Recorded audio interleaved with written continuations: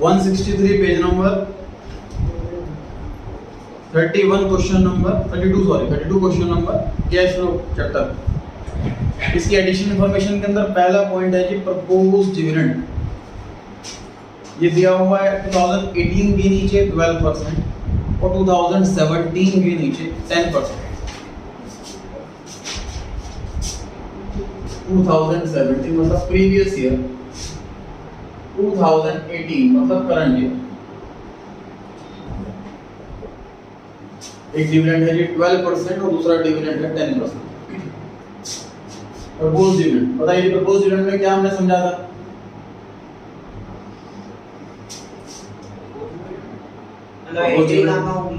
हाँ जी, तो cash flow में कहाँ है? हाँ कैश फ्लो में कहाँ पे क्या ट्रीटमेंट करते हैं, कैसे करता है? डिविडेंड तो वहाँ पे आता है ना, नेट प्रॉफिट बिफोर टैक्स में प्लस होता है।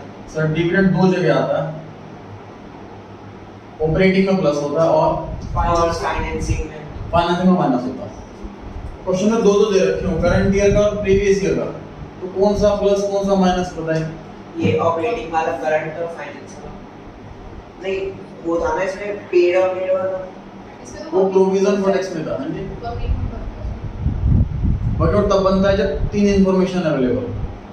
सर प्रीवियस ईयर का पेड और इस ईयर का कॉन्टिजेंट लायबिलिटी ऐसे मानते हैं शायद। या प्रोविजन फॉर टैक्स का बता रहे हैं। आपको इस टॉपिक में डाउट किससे आ रहा है क्योंकि आपने रिवाइज नहीं करा? चैप्टर के तीसरे पेज पर जो इंपॉर्टेंट पॉइंट्स दे रखे थे मैंने, उसमें मेंशन किया हुआ था, ध्यान से देखिए बोर्ड पर। पहले खोल देते हैं, बोल बोर्ड पे करंट ईयर का इग्नोर,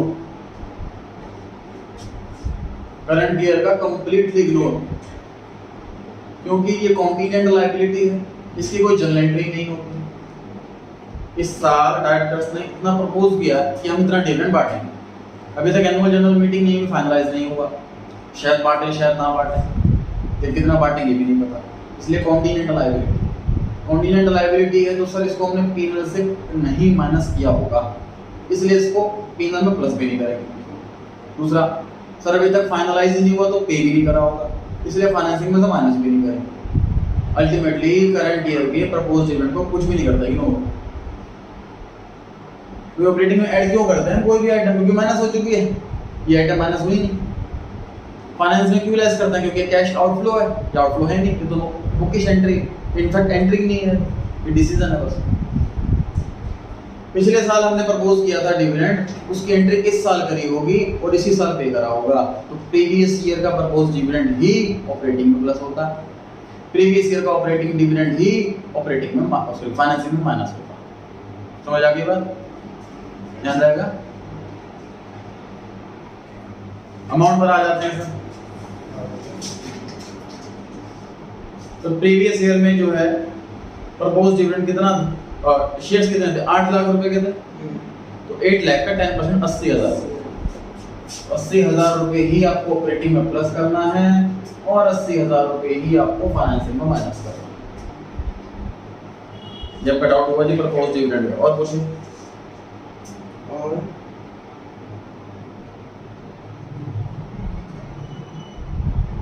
हमें ये दे रखा है सेकंड पॉइंट में कि डेप्रिसिएशन हमें लगाना है प्लांट एंड मशीनरी पे। लगाया जा चुका है, हैज बीन चार्ज्ड है, लगाया जा चुका है।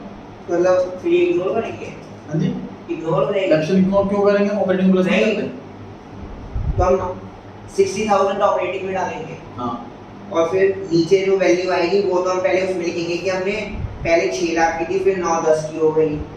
मतलब प्रॉपर अकाउंट बनाएंगे, उसमें डेप्रिसिएशन भी आएगा, ओपनिंग क्लोजिंग बैलेंस भी आएगा, सेल भी आएगी, लॉस भी आएगा, प्रॉफिट हुआ तो प्रॉफिट आएगा, और बचे हुए बैलेंस भी करते परचेज निकालेंगे। और कुछ तो टेस्ट सीरीज का पर्पस यही है, कोई भी क्वेश्चन आपके सामने आए तो आपको उस क्वेश्चन को सॉल्व करने के लिए पहले आपको थोड़ा सा वो चैप्टर रिवाइज करना पड़ेगा। आप डायरेक्ट क्वेश्चन सॉल्व करने बैठो, क्वेश्चन नहीं हो रहा, आप छोड़ दो सॉल्व करना, ये सॉल्यूशन नहीं है। टेस्ट सीरीज का पर्पस यही, मैं आपको बोल दूं पूरे कोर्स का टेस्ट है भी संडे को आ जाना, तो 3 को कहां रिवाइज कर पाओगे आप? इसी ऑब्जेक्टिव से टेस्ट सीरीज बनाई गई है। जैसे कैश फ्लो में 3 एडजस्टमेंट है, इसके अंदर आपको करना क्या है, कैश चैप्टर खोला, जिन क्वेश्चंस के अंदर ये 3 एडजस्टमेंट्स थी उसको अच्छे से रिवाइज कर लिया आपने कि हां इस एडजस्टमेंट में ये करते थे, इसको ऐसे प्लस करते थे, इसको ऐसे माइनस करते थे। तो आपका हर चैप्टर का एक एक दो दो क्वेश्चन आपको इस तरीके से रिवाइज होते जाएंगे हर एक टेस्ट सीरीज के थ्रू। हाँ क्या पूछ रहे थे आप, पूछें। सर C1 किसी क्वेश्चन का कोई तो छोड़ो। सर सर मेरा नहीं आ रहा ना आंसर सही, इसलिए पूछ रहा था। ये बी में भी है, मशीन से रिलेटेड ही है और सी में भी उसी से है। बहुत कोशिश कर रही बहुत कोशिश तो नहीं करी, बहुत कोशिश की होती तो पक्का होता। सर मैंने सही में करी है, चेक करवा सकते हैं। चलिए बोर्ड पे देखते हैं जी। टेंजिबल एसेट्स नाम से बैलेंस दिया हुआ है क्वेश्चन के अंदर। To balance BD, opening balance है सर 6 लाख रुपए। By balance CD, closing balance है सर 9,10,000। पॉइंट नंबर बी में कहता है कि डेप्रिसिएशन लगाया है, तो बाय डेप्रिसिएशन 60,000। तो क्वेश्चन में बैलेंस शीट के अंदर कहीं पर भी एक्यूमुलेटेड डेप्रिसिएशन तो मेंशन नहीं, इसलिए वी हैव टू प्रिज्यूम कि नॉर्मल एसेट अकाउंट ही फॉलो हो रहा। पॉइंट नंबर सी में कहता है a piece of machinery costing 50,000, book value 40,000 was sold at 20% profit on the book value। मुझे बताइए प्रॉफिट कितना? 8,000। समझ पा रहे सभी 8,000 कैसे आया? क्वेश्चन कह रहा है 20% कर दो बुक वैल्यू का। बुक वैल्यू कितनी है? 40,000 है। प्रॉफिट किस साइड लिखते हैं, क्रेडिट साइड कि debit side? Debit side. To gain on sale, language में छूट है जी। टू प्रॉफिट ऑन सेल लिखो, टू गेन ऑन सेल लिखो, to statement of P&L bracket में गेन ऑन सेल लिखो, ये आपकी इच्छा।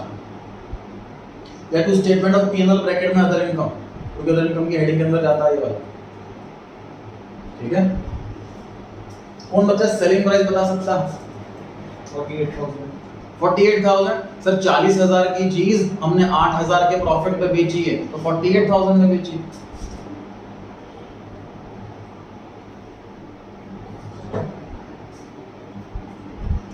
एक क्वेश्चन का आंसर दे नहीं मेरा। जो हमने मशीन बेची है वो 6 लाख में इंक्लूड है कि नहीं? बिल्कुल है। अब ये आंसर दो, इस 6 लाख के अंदर 50,000 जुड़े हुए हैं या 40,000 जुड़ा हुआ है? दोनों 40। बताइए वो आंसर। 40।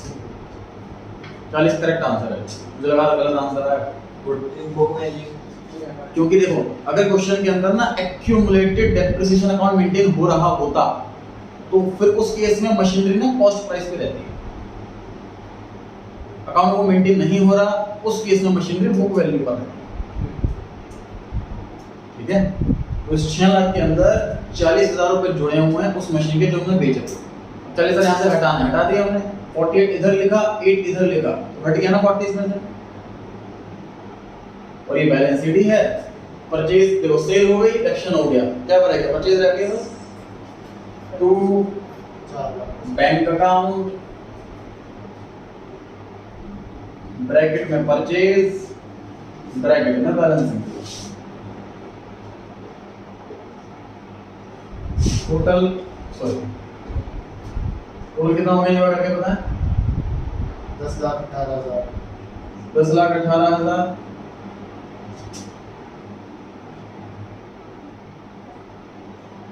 4,10,000। यस।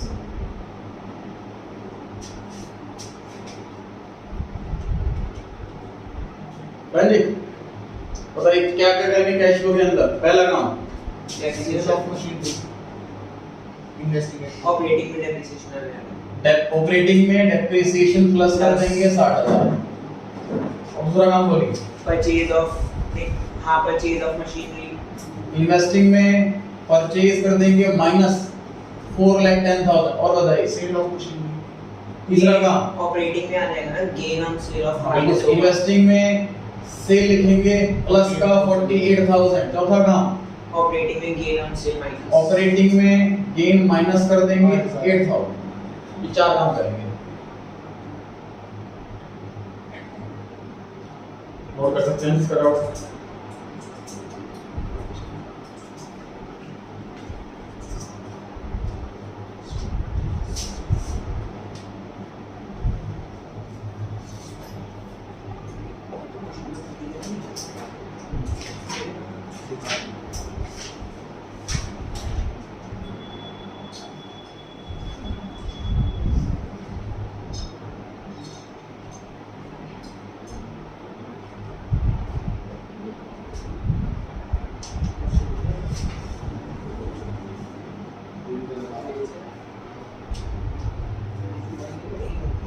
नोट कर लिया जी सर ने?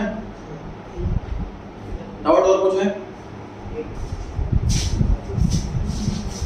एक क्वेश्चन नंबर 10 में डाउट आया था, इसको डिस्कस करते हैं।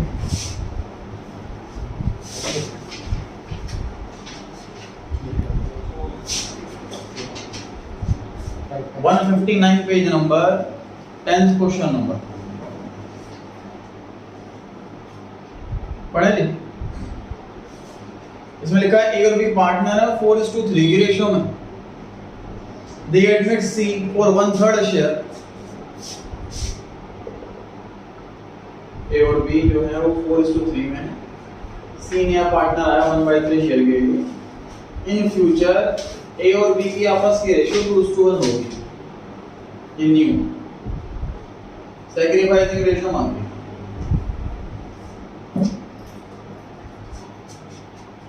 तो सैक्रिफाइसिंग रेशियो होती है ओल्ड माइनस न्यू।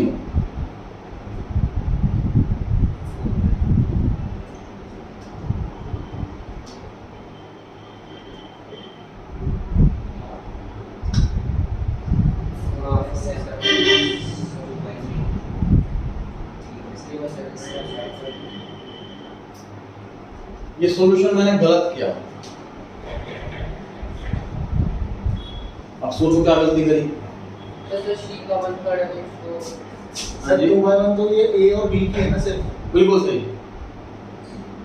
जो 2:1 रेशियो है, जो न्यू रेशियो है 2:1 में, वो सिर्फ ए और बी की आपस की रेशियो है। This is not actual new ratio. Question ये कह रहा है कि ए और बी आपस में 2:1 की रेशियो में प्रॉफिट बांटेंगे आपस में। लेकिन ये इंग्लिश छोड़ना है। रीजन क्या है कि सर ए और बी दो पार्टनर थे, सी नया पार्टनर आया, तो रेशियो में तो 3 लोग होने चाहिए ना। रेशियो में 3 लोग होने चाहिए ना। क्या सॉल्व करेंगे इसको? तो सी का शेयर 1/3, तो रिमेनिंग 2/3। रिमेनिंग आया 2/3। बचा हुआ शेयर बांट दीजिए बचे हुए पार्टनर्स में इनकी एग्रीड रेशियो। अब ये आया है इनका नया शेयर। डिनोमिनेटर इक्वल करने के लिए इसको 1/3 से मल्टीप्लाई करता हूं 3/3 से, तो ये हो गया जी 3/9। तो रेशियो क्या बन गई? 4:2:3। ये न्यू रेशियो है। समझ आ गई बात? तो सैक्रिफाइसिंग रेशियो निकाल रहे हो तो ओल्ड रेशियो तो यही है 4/7 3/7 4/9 और 2/9।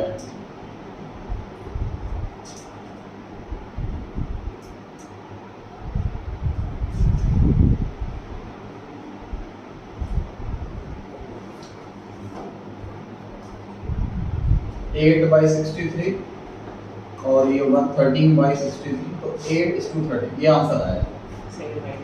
चलिए वैसे नोट कर लें। नोट कर रहे हैं आप लोग, इसका मतलब ऐसे करके नहीं लाना। ले आओ। ठीक ऐसे कर रखा है। ठीक है देखो तभी से डाउट पूछना टेंस का तो नहीं पूछा। कैश फ्लो जो अभी भी खत्म होता है वो इंटरेस्टिंग रहेगा, इसलिए पूछ लेते हैं उसमें।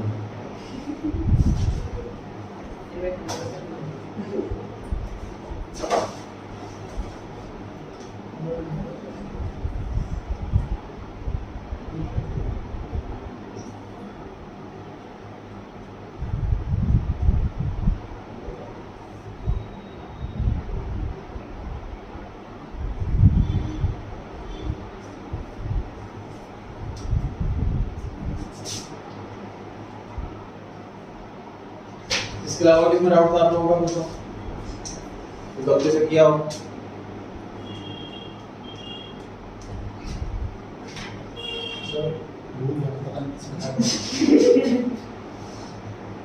सर था लेकिन ऐसे मैंने करी है ये टेस्ट सीरीज करता हूं।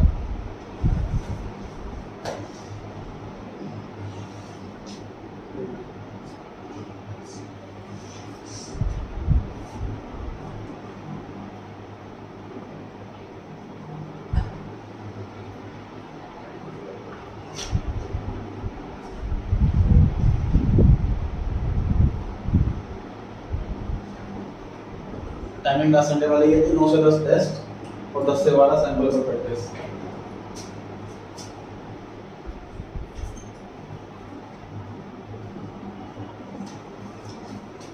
सर ये टीम क्वेश्चन का फोर्थ पॉइंट बता दो मुझे।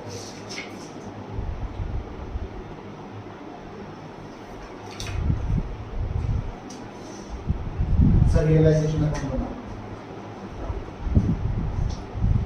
कोड के लिए सर आप आ जाइए 160 पेज नंबर पे, 160 page number 18 question number.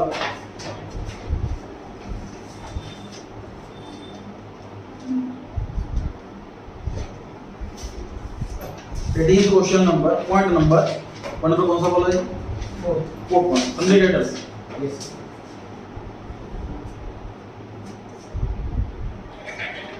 Sundry debtors included a bad debt of 5,000 rupees and the amount was realized from remaining debtors at 20% discount. Debtors है कितने बैलेंस शीट में? तो बैलेंस शीट में कुछ इस तरीके से लिखा हुआ है 40,000 के बैड डेट हैं, 2,000 का प्रोविजन है और आउटर कॉलम में है 38,000।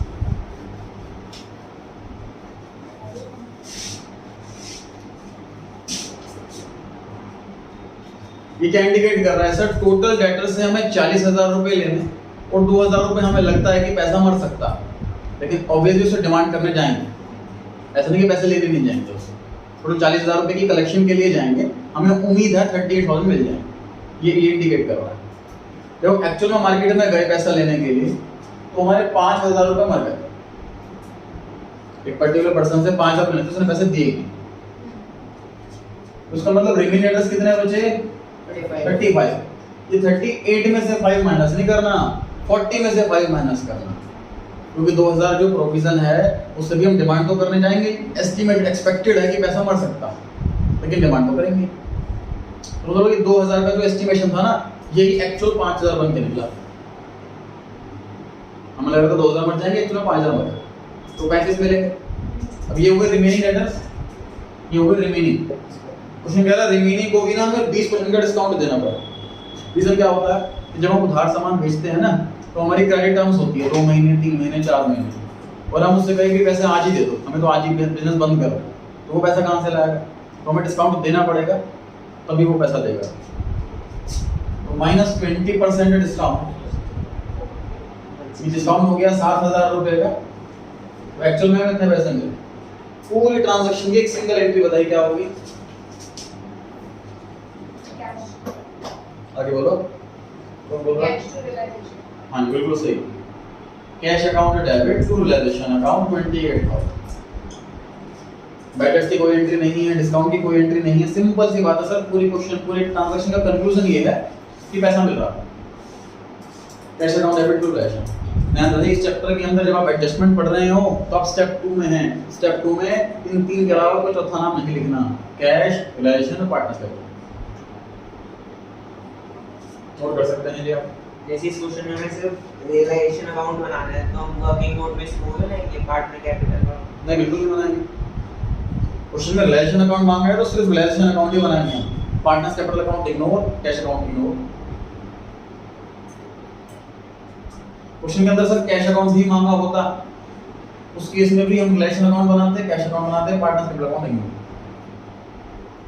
लेकिन पार्टनर को पेमेंट कितनी करनी है सर? ये तो कैश अकाउंट में जाता है, उसके लिए या तो वर्किंग नोट में पार्टनर कैपिटल अकाउंट बनाओ, या फिर आप प्लस माइनस कर सकते हो वर्किंग नोट के अंदर। कैपिटल में इतना प्लस हुआ, कैपिटल में इतना माइनस हुआ, तो अल्टीमेटली इतने पैसे मिले।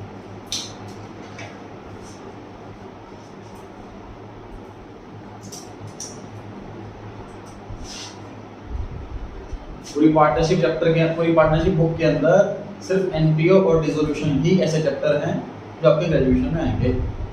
उसके अलावा कोई चैप्टर दोबारा रिपीट नहीं होना, इसलिए आपको ये 2 चैप्टर तो नॉलेज के पॉइंट ऑफ व्यू से बहुत स्ट्रॉन्ग कर, डिसोल्यूशन और एनपीओ।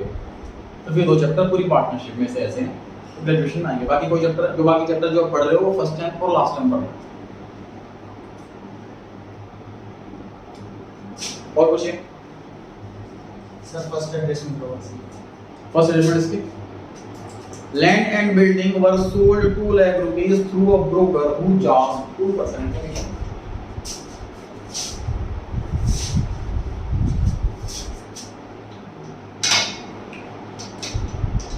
बोर्ड पे देखिए जी।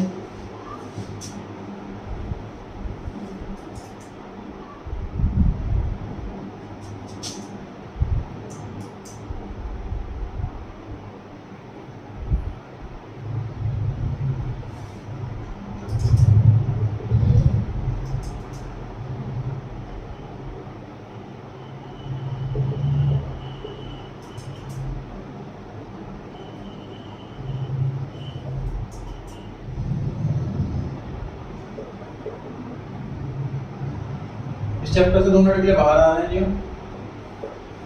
और ये 4 ट्रांजैक्शन दिए हैं मैंने आपको 11th क्लास के कोर्स में से। कौन ने ईमानदारी से पास करी और कितने प्रमोट हुए पता लग जाएगा। चलिए कॉपी वगैरह सर जर्नल एंट्री कर ली। 11th के कोर्स से दिया मैंने, 12th क्लास का कुछ भी नहीं है इसके अंदर ना। रिजोल्यूशन में ना कुछ है, बेसिक एंट्री है 11th क्लास। ओरल नहीं बतानी, कॉपी पे कीजिए। इस कॉन्सेप्ट को इस विचार एंट्रीज करने के बाद मैं थोड़ी कुछ चीज आपकी रिवाइज कराऊंगा 11th क्लास वाली, उसके बाद में फिर ट्रांजैक्शन क्वेश्चन पर आऊंगा।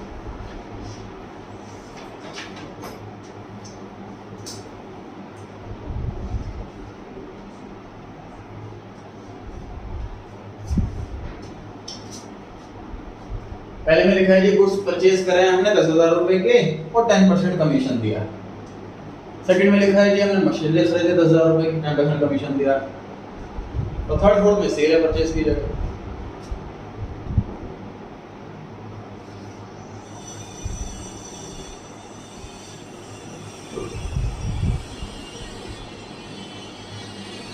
हमने खरीदे, पहले हमने खरीदे हैं, उसमें 10% कमीशन हमने दिया है। कमीशन हमें क्यों मिलेगा?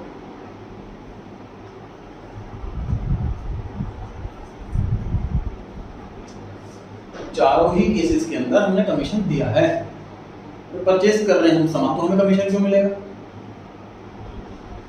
आप प्रॉपर्टी खरीदते हो तो कमीशन देते हो, प्रॉपर्टी बेचते हो तो भी कमीशन देते हो।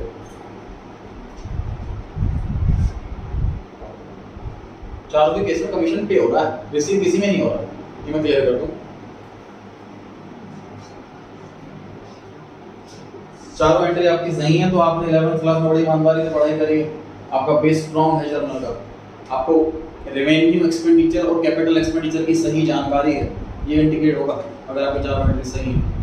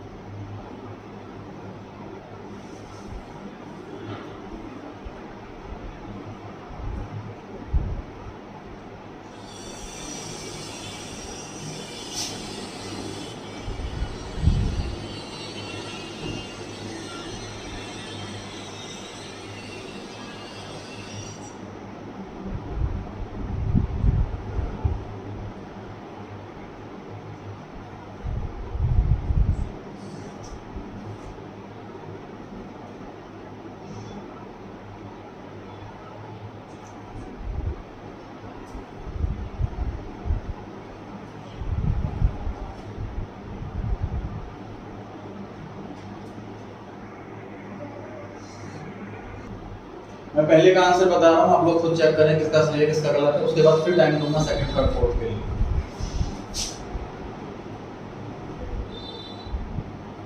Purchases account debit 10,000,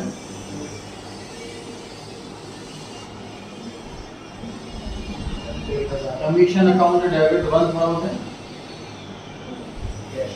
to cash account 11,000। कितना पैसा इधर? तो मैंने इसकी 2 एंट्री करी है, purchase to cash, commission to cash. वो भी ठीक है। सही है। वो किस किसका सही है? आपका सही है? मेरा भी सही। आधा सही है तुम्हारा। सही से आप करिए। सेकंड ट्राई कीजिए, 1 मिनट का समय दे रहा हूँ। चलिए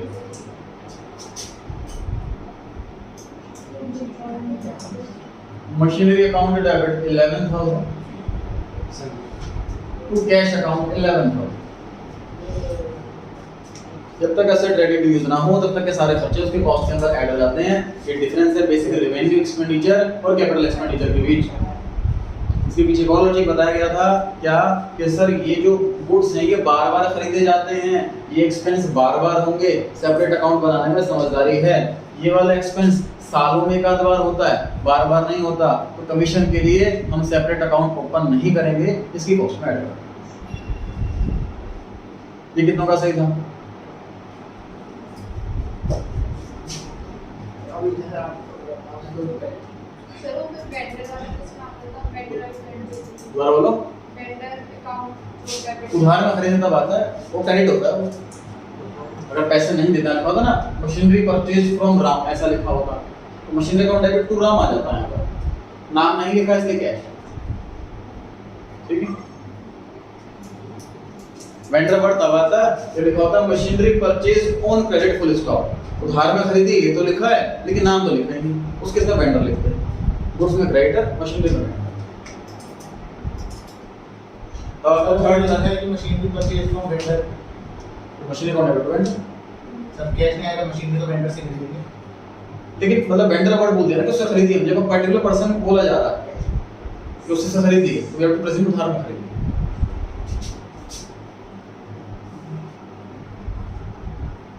तो ट्राई कर ली सबने? चलिए cash account debit 9,000, commission account debit 1,000, to sales account 10,000। ये भी हाँ जी कितना का सही था? ये भी ठीक है। 2 दिन एक्स्ट्रा करवा के देखूंगा अभी चेक करने के लिए। हाँ जी कितने का सही था? कार्ड ना लगे सब है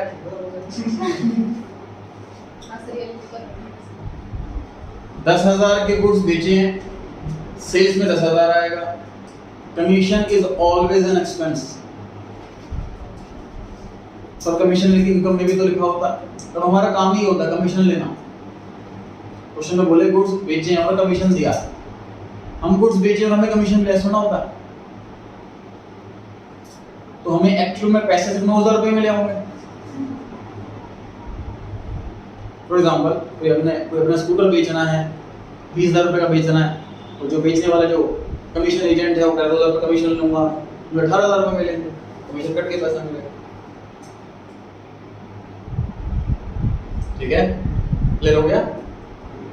फोर्थ 2 मिनट का समय दे जा रहा है फिर से। फोर्थ कोशिश करें सही रहे, गलत ना हो।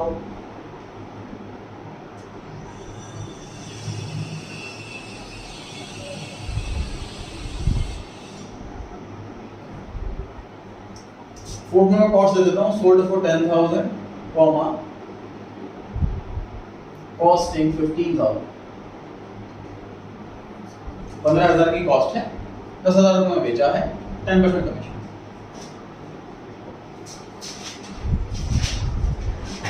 सेम ही रहेगी ना, तो पहले वाले वाले सुन पहले वाले की सोच का तो मतलब जब कॉस्ट नहीं दे रही जहाँ तो सेम ही रहेगी। नहीं बदलेगी। बताइए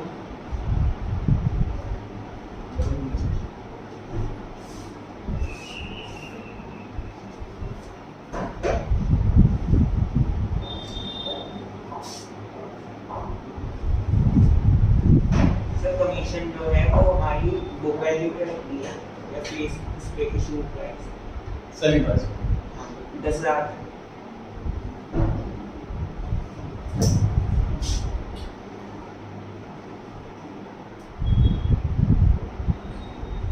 ट्राई कर लेडीज मैंने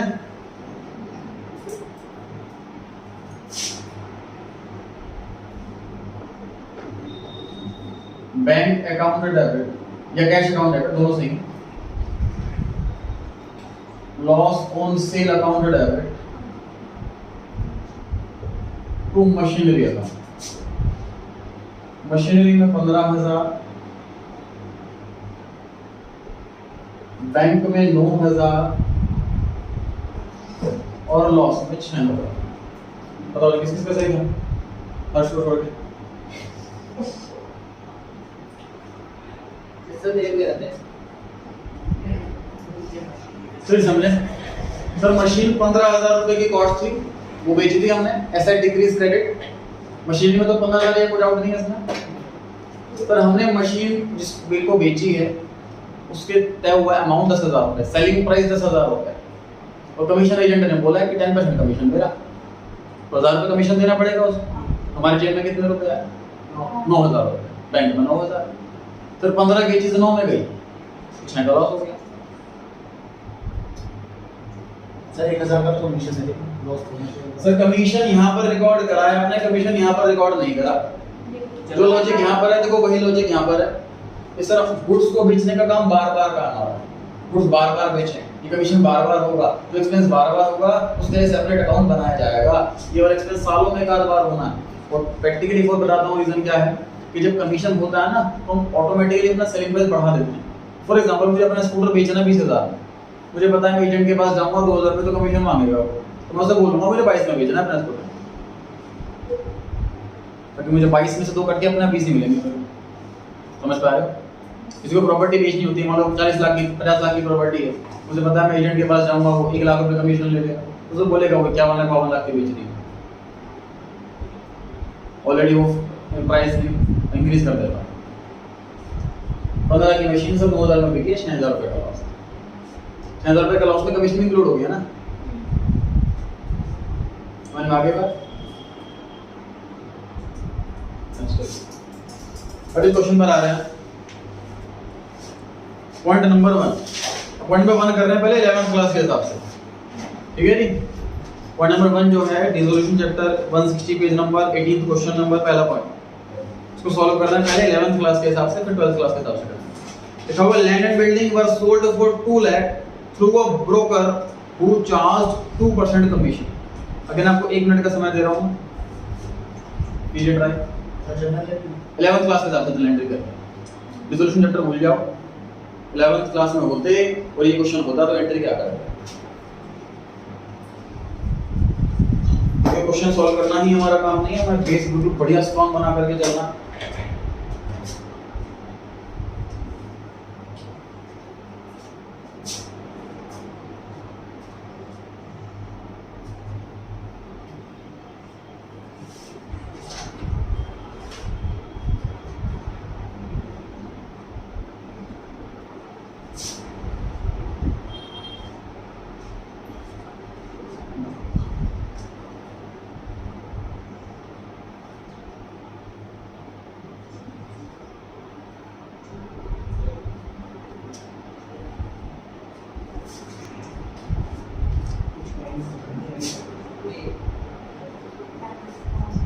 इसमें लेटर में कर देता हूँ।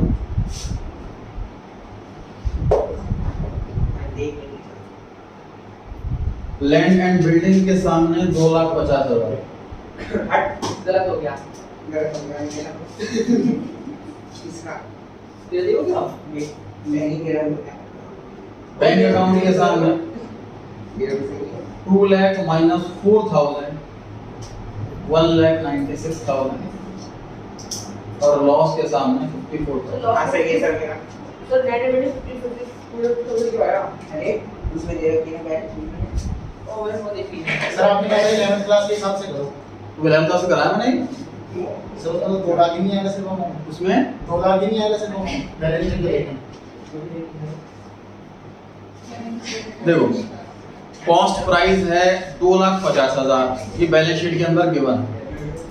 पॉइंट नंबर 1 में लिखा है सेलिंग प्राइस है 2 लाख और 2% का कमीशन, तो 2 लाख का 2% 4,000 रुपए कमीशन चला गया।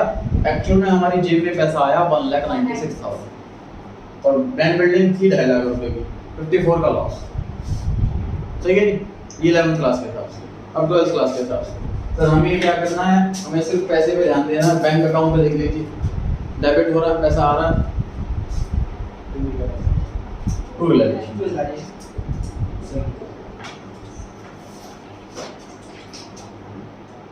बैंक टू रियलाइजेशन 1,96,000, इस चैप्टर के अंदर ये एंट्री कर।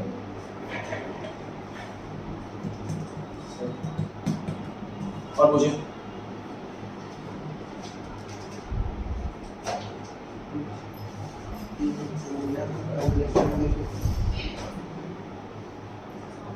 और नंबर 5 में एंट्री करिए आप लोगों ने, सेम क्वेश्चन।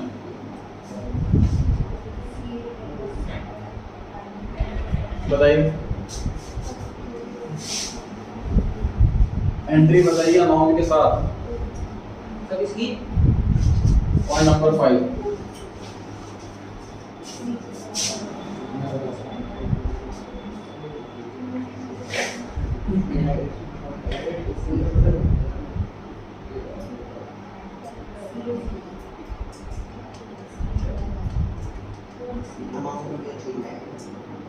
बैलेंस शीट में 20,000 गिवन है और एडजस्टमेंट में 25,000 गिवन है।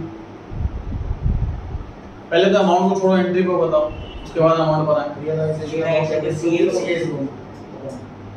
बिल्कुल गुड।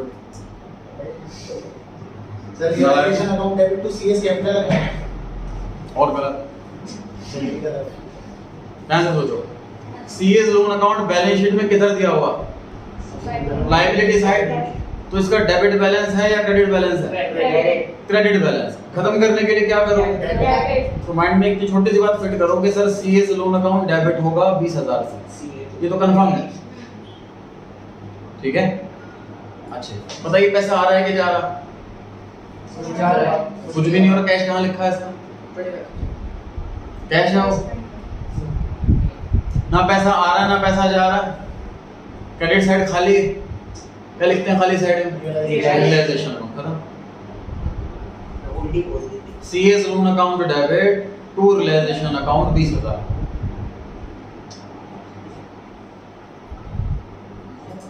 सर इसमें वो भी तो मतलब वो वाला भी तो लगा सकते थे ना, डेबिट द रिसीवर, ये इन्वेस्टमेंट लेके जा रहा है। तो अमाउंट में गड़बड़ हो जाता है। लगता है 25 की इन्वेस्टमेंट लेके जा रहा, 25,000 से एंट्री होगी, वो रिसीव होगा 25,000 रुपए का, तो इसमें बैलेंस शीट में 20,000 से। हाँ जी क्या पूछ रहे हो? बैलेंस शीट में 20,000 दे रखे हैं, हम छोड़ देंगे इसको। यही तो लिखना है, 25 थोड़ी लिखना है। 25 से हालांकि को रिवाइज तो करो थोड़ा बहुत। पार्टनर्स लोन के केस में आपको मैंने एक सिंगल एंट्री लिखवाई थी और ये कहा था कोई 1000 केस ले लो आप, इस एक एंट्री सारे के सारे केस हो जाएंगे। पार्टनर लोन डेबिट करना है बुक वैल्यू से, कैश अकाउंट क्रेडिट करना है जितना पैसा जा रहा है, और बैलेंसिंग फिगर चाहे डेबिट में आए चाहे क्रेडिट में आए, रियलाइजेशन अकाउंट। एक ही सिंगल एंट्री है, कोई 1000 केस लिया हुआ सारे के सारे केस हो जाएंगे एक सिंगल एंट्री।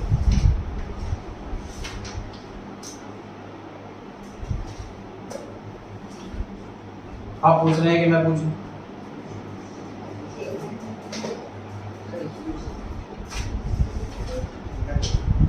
अब डाउट आएंगे, इंस्टेंट डाउट बिना क्वेश्चन करे डाउट कैसे पूछेंगे? देखो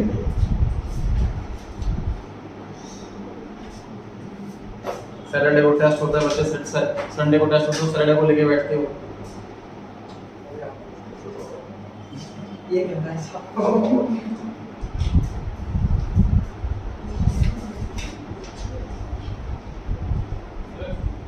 फोन कर रहा है।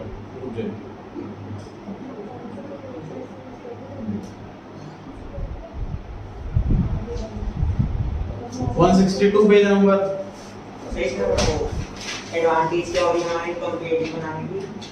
कंपैरिजन के एडवांटेज हम कंपैरिजन कर सकते हैं, किस कंपनी में पैसा इन्वेस्ट करना है ये जज कर सकते हैं, कंपनी परफॉर्म कैसा कर रही है ये जान सकते हैं, किस एरिया में इंप्रूव करना है ये जान सकते हैं।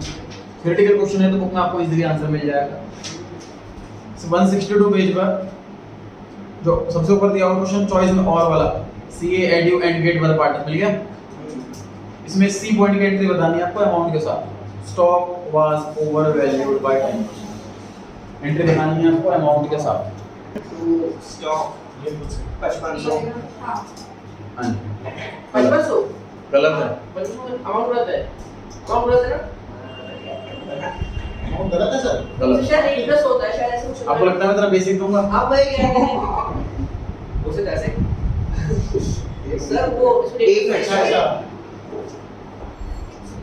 सर 60,500 अच्छा, ऐसा गलत। गलत।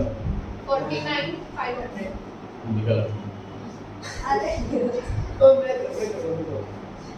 आप 49,500। गलत। डालेंगे कुछ और है इसमें। सर दोनों ही अमाउंट बता दी प्लस माइनस करके भी वो गलत है।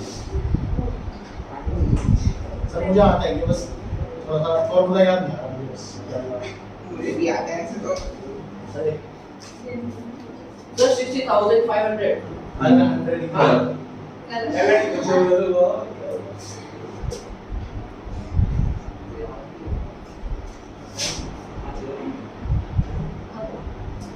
हाँ समझ सर बस क्या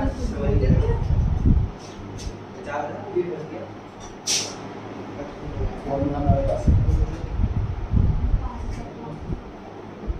ये सर मैंने ये किया बस ऊपर ऊपर एडिट करने के लिए करने को बस ये होगा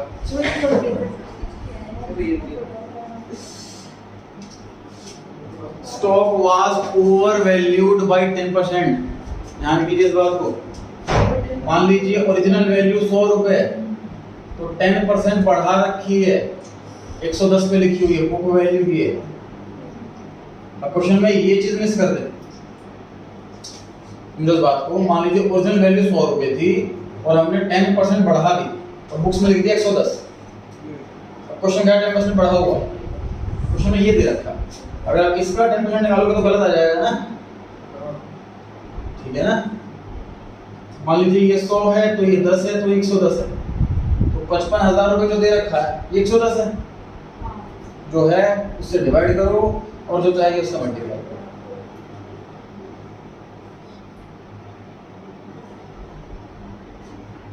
किसने भी ट्राई नहीं किया था इसका मतलब hence proof LHS equals to RHS।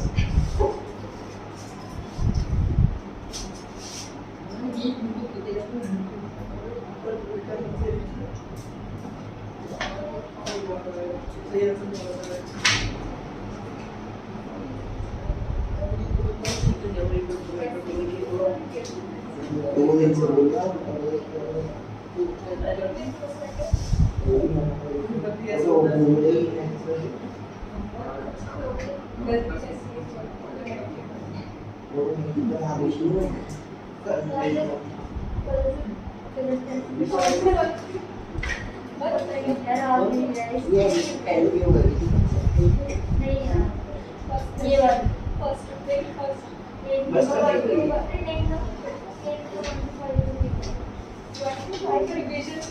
Sir एक और डाउट आ गया सर 25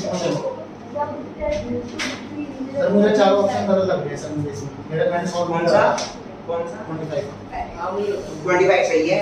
सी है इसका आंसर। और सी है इसका आंसर। सी है भाई इसका हाँ सी है। हां हाँ मैंने करा है।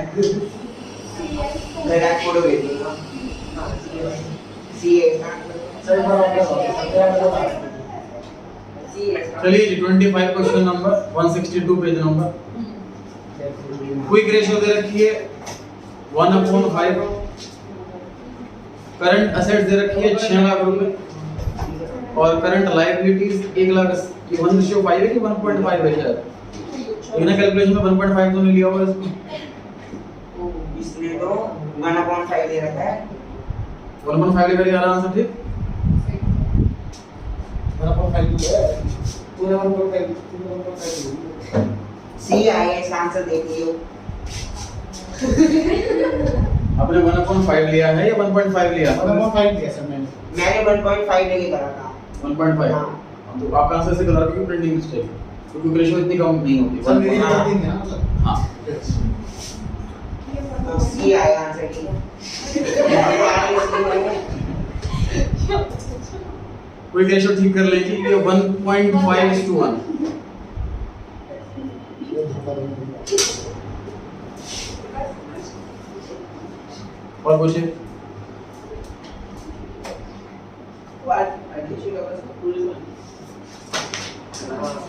सर आप 26 क्वेश्चन पे भी प्रिंटिंग मिस्टेक है सर।